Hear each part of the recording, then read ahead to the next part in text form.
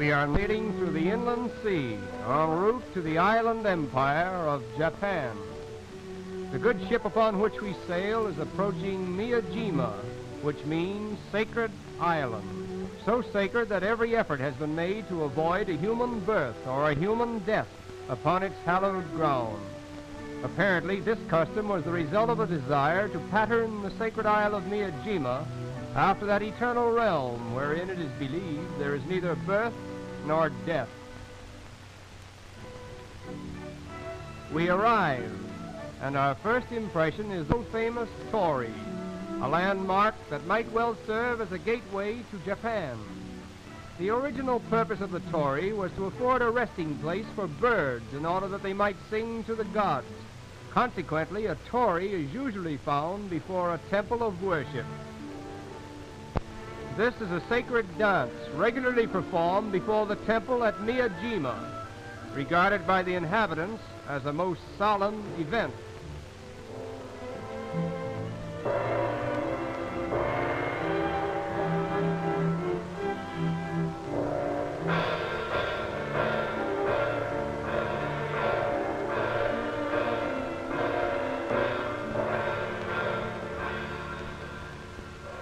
This historically religious dance usually lasts about an hour, but our time is limited. Leave Miyajima and continue on to the picturesque town of Nara, situated on the principal island of Japan. We arrive at the Nara Hotel. It is cherry blossom time and the spirit of spring is everywhere. Many centuries ago, Nara was the capital of Japan, and although it has lost much of its former glory, it is still one of the most charming spots in the island empire. There are two very good traveler to do in Nara. The first is to feed the sacred deer in the temple park. If you feed them rice cakes, which are apparently a choice delicacy, they will remain pleasant and faithful company as long as the cakes last. The other thing to do is to visit the pavilion of the Great Bell, which has been standing in the park for over 1,300 years. The bell itself is 10 inches thick and weighs about 40 tons. It is the custom for the visitor to pay a small fee for the privilege of ringing it.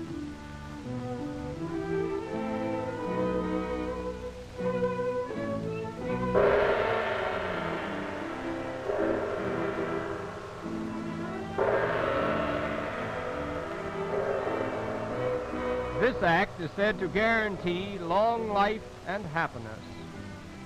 At Kyoto, greeted by the ever-present Torii.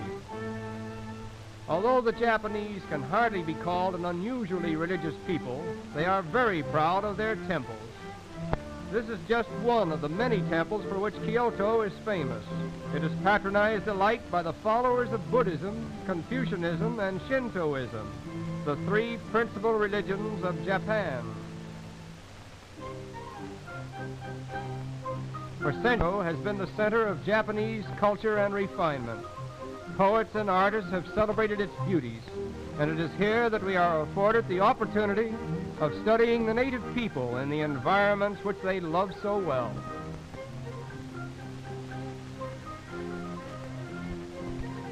We are told that there is no more beautiful type of character in this world than that of the Japanese woman.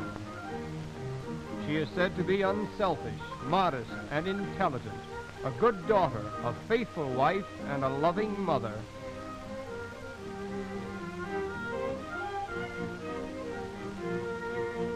The Japanese are extremely courteous. In fact, they are often considered to be the most polite people in the world.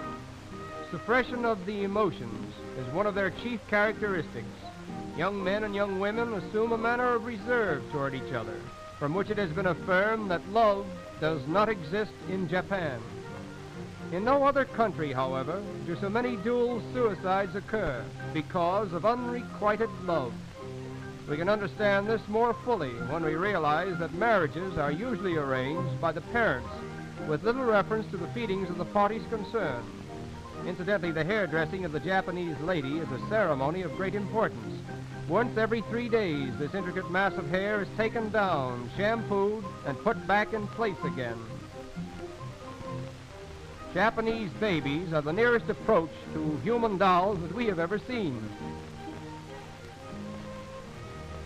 Here we are introduced to the street musicians who roam about the countryside in gypsy fashion, romantically playing and singing the folk tunes of Japan. This strange group of wandering minstrels illustrates a peculiar custom.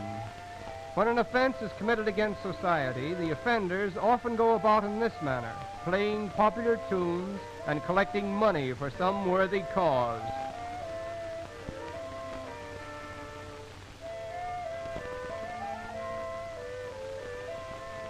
We have enjoyed our visit to Kyoto, but the greatest sight in all Japan, Fujiyama, the world-famous mountain which has always maintained the most prominent part in Japanese decorative art.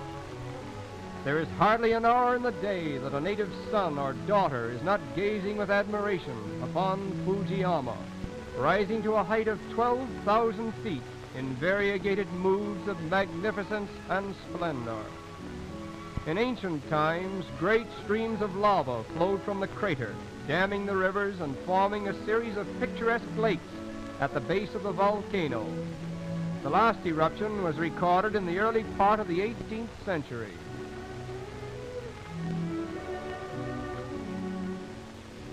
As we gaze upon this divinely beautiful mountain, we can appreciate the reason why the Japanese people, always lovers of natural beauty, worship Fujiyama. It is here that the scenic beauties of Japan attain their most exalted heights. And it is here that we say farewell to the Island Empire.